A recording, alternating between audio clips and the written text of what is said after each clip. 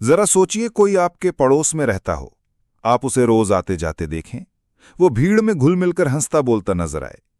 लेकिन उसी के घर की दीवारों के पीछे, जमीन के नीचे अंधेरे गड्ढों में दफन हो रही हों लाशें, महिलाएं जो गायब हो जाती और फिर कभी लौट कर नहीं आती।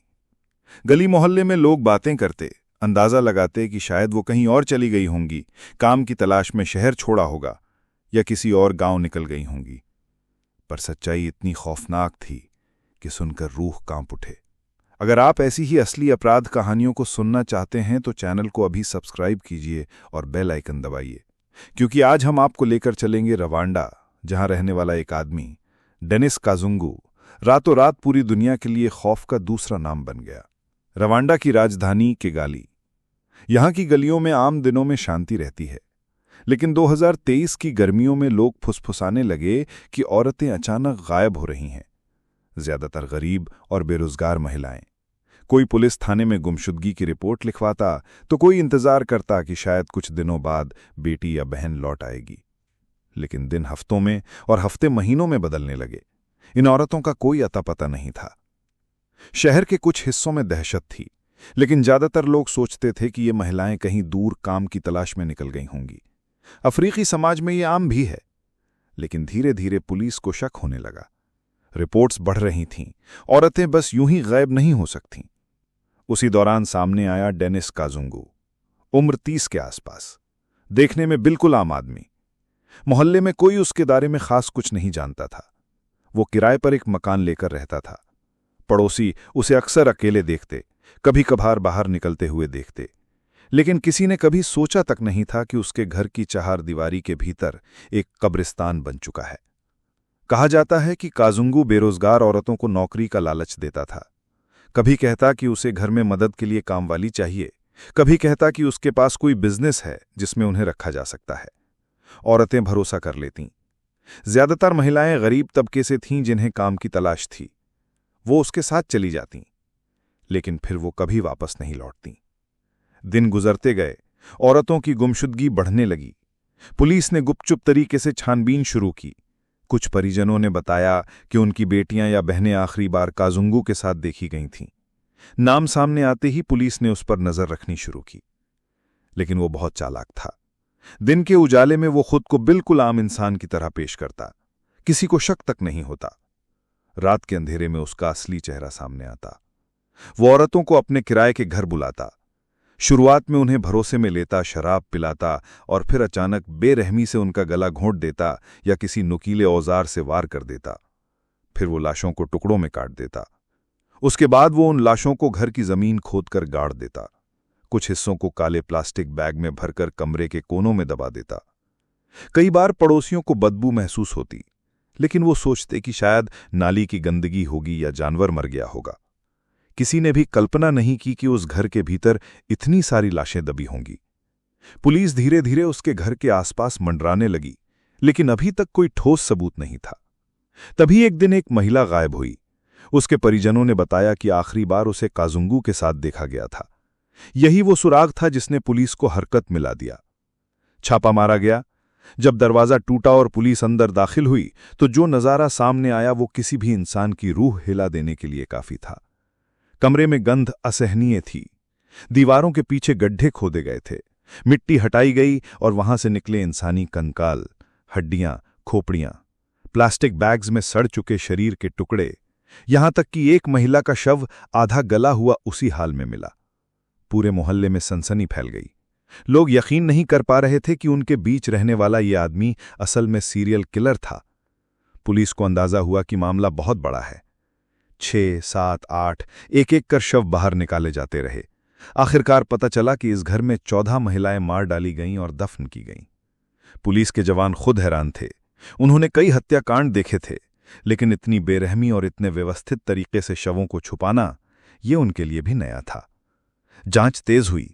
पड़ोसियों से पूछताछ शुरू हुई। किसी ने कहा कि उन्होंने रात में अजीब आवाजें सुनी थीं। किसी ने कहा कि उन्होंने देखा था कि काजुंगू बैग्स और मिट्टी बाहर फेंकता था, लेकिन किसी ने कभी हिम्मत नहीं की पुलिस को बताने की। मोहल्ले के लोग अब खुद को गुनहगार मान रहे थे। वो सोच रहे थे कि काश उन्होंने पहले ही पुलिस को सूचना दी होती तो शायद इतनी औरतों की जान बच जाती।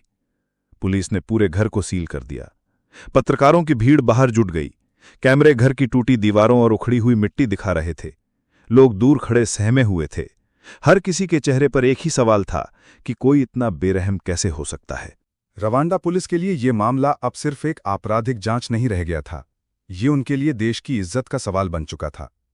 छोटे से शहर में अचानक 14 लाशों का निकलना पूरे रवांडा को हिला देने के लिए काफी था। मीडिया दिन रात खबरें चला रहा था। हेडलाइन बन रही थी किगाली का कातिल।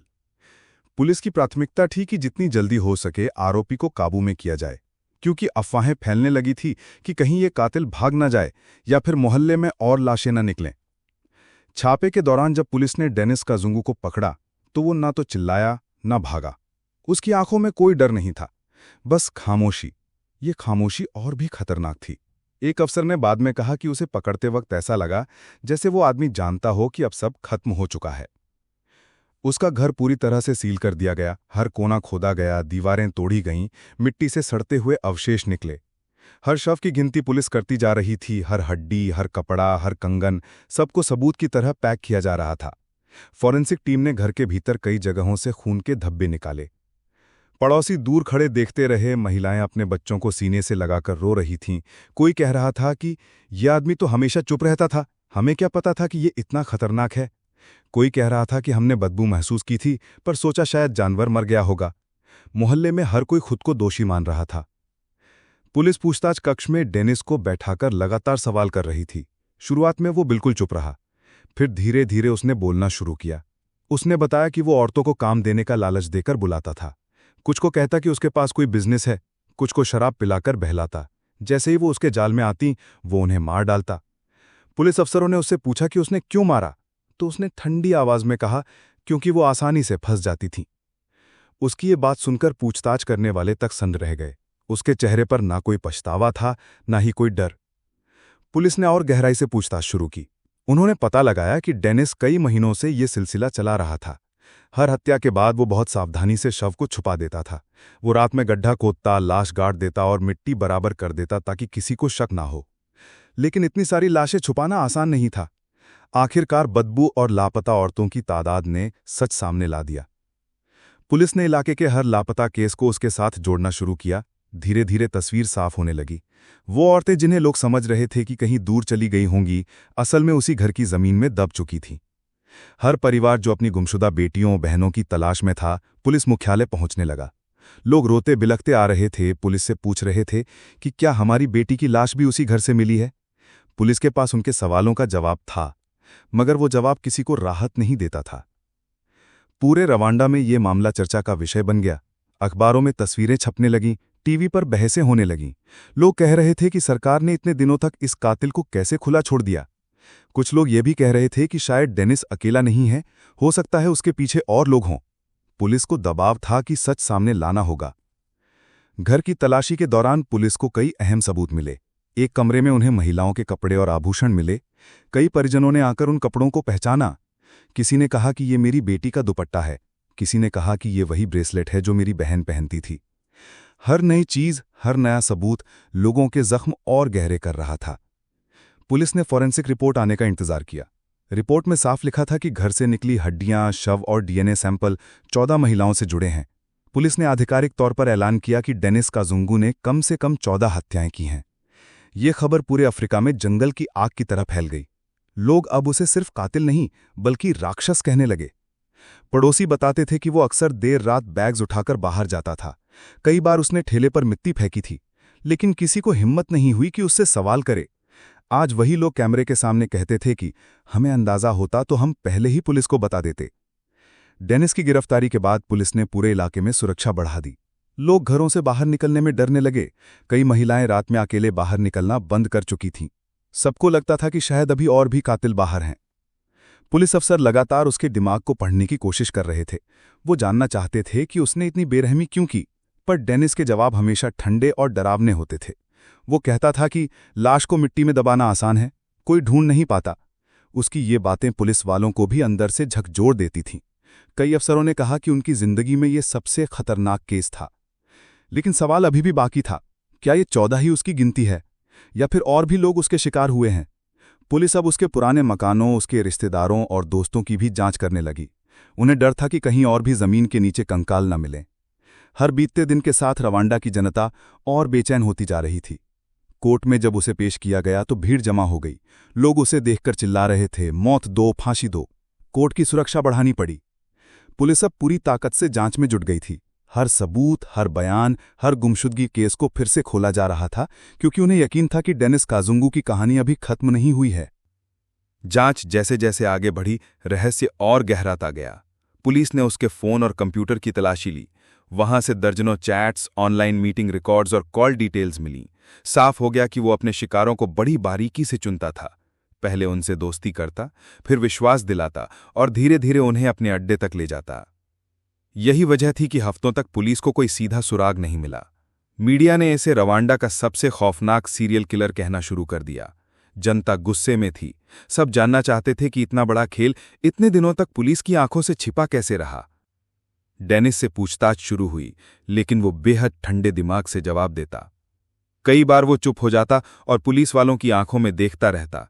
ऐसा लगता मानो उसे मजा आ रहा हो। पुलिस ने कई रातें उसकी मनोवैज्ञानिक प्रोफाइल समझने में लगाईं। विशेषज्ञों का मानना था कि उसके भीतर कोई गहरी नफरत और हिंसा थी जो उसे लगातार अपराध करने पर मजबूर करती थी। गवाहों की गवाही भी सामने आने लगी। कई महिलाओं ने बताया कि काजुंगू उनसे पहले भी मिला था, लेकिन वे किसी वजह से उसके साथ नहीं गईं। किसी ने उसकी अजीब बातें नोटिस की थीं, किसी ने उसके घर न जाने का फैसला लिया था। शायद वही उनका बचाव बन गया।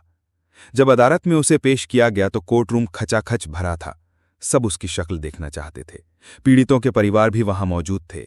कोई आंसू बहा रहा था, कोई गुस्से में कांप रहा था, और इस बीच डेनिस बस चुपचाप खड़ा रहा। उसकी आंखों में किसी भी तरह की शर्मिंदगी नहीं थी। पुलिस ने अदालत को बताया कि काजुंगू ने कम से कम 14 औरतों की हत्या की है। हर हत्या का तरीका लगभग एक जैसा था। पहले वो उन्हें अपने घर बुलाता, फिर अचानक हमला करता, उनका गला दबाता और शव को घर की मिट्टी में दफन कर देता। उसकी क्रूरता का अंदाजा आप इस बात से लगा सकते हैं कि वो लाशों को वहीं रखकर सामान्य जिंदगी जीता रहा। जज ने कहा कि यह मामला सिर्फ हत्या का नहीं, बल्कि पूरे समाज के भरोसे को तोड़ने का है, क्योंकि ये इंसान सामान्य चेहरा लगाकर सबको धोखा देता रहा।